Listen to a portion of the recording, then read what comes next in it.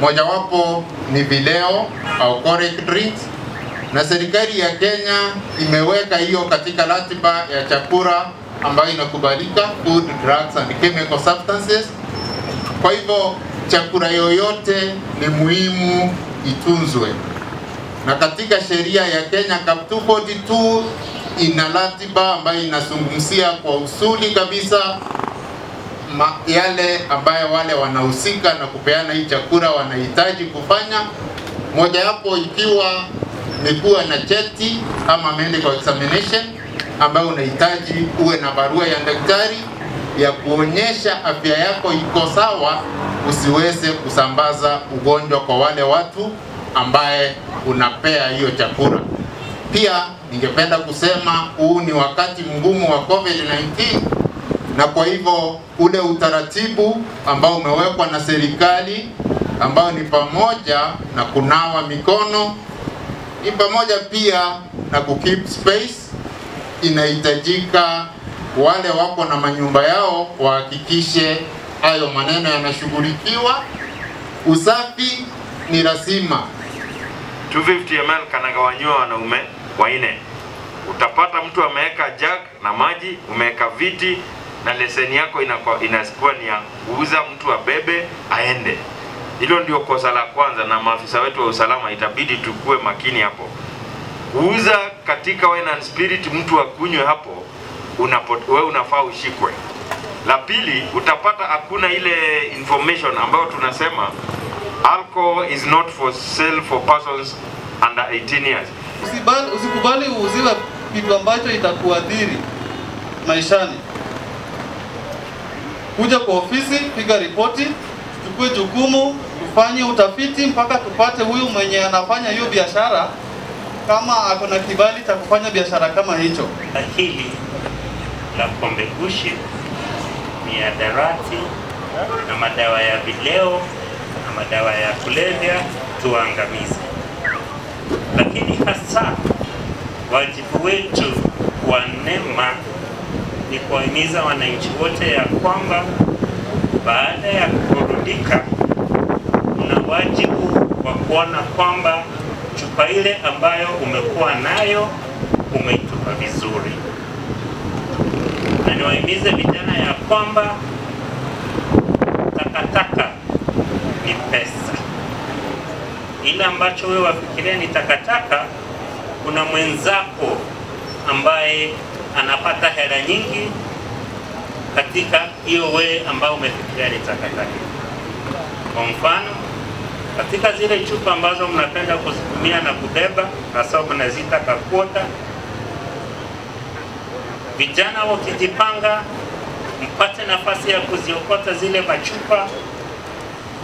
Kuna investors wengi ambao wangependa sana kuzitumia zile chupa kutengeneza bidhaa zingine. Na itaanza katika sub county zote za Meru na Kenya mzima pia. Kila pahali wanazidua program kama hii. Tutaangazia pia mambo ya shisha. Shisha imepigwa marufuku.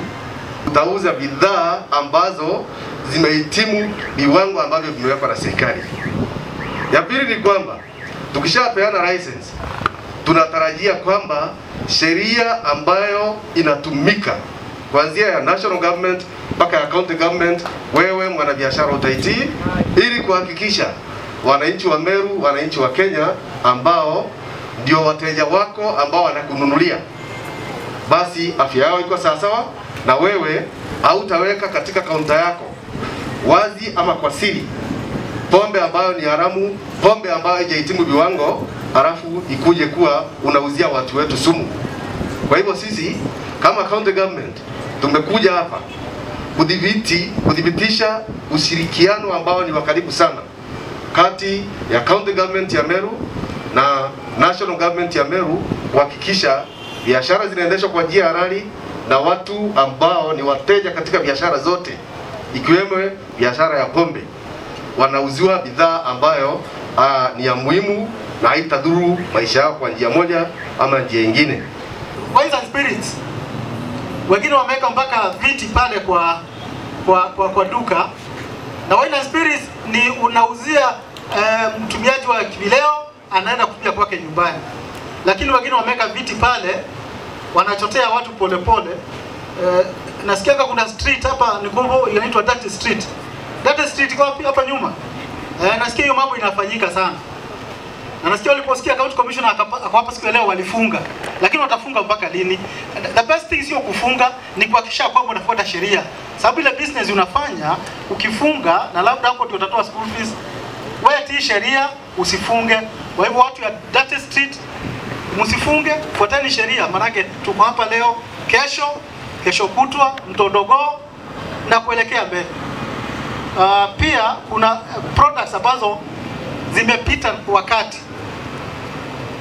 Tutaangazia pia hao kwa sababu nakuta kuna bidhaa ziko sokoni lakini wakati wake wa kutumika umeisha, expired goods. Pia hizo team zitakuwa pia zinaangalia bidhaa kama hizo. La mwisho ni kutoa tu onyo kwa maofisa wetu ambao watahusika katika exercise hii. Manake tunaweza pata kuna officers moja au wawili ambaye anaweza tumia hii tafuta pesa. Wewe kama raia ama kama mfanyabiashara, kama kuna officer wetu wa serikali, either county government ama national government, ambaye ata demand pesa kutoka kwako ndio usistakiwe au nini, tafadhali toa habari kwetu. We are going to be very ruthless with any government officer who is involved in compromising this exercise. We're going to be very ruthless with any government officer, whether he's national government or county government, who will be engaged in mischief, like asking for bribes so as to compromise this exercise. It's a very serious exercise. It's about the lives of Kenyans. It's about the economy of this country. It's about our jobs, and we cannot agree or allow any public servants to compromise this exercise.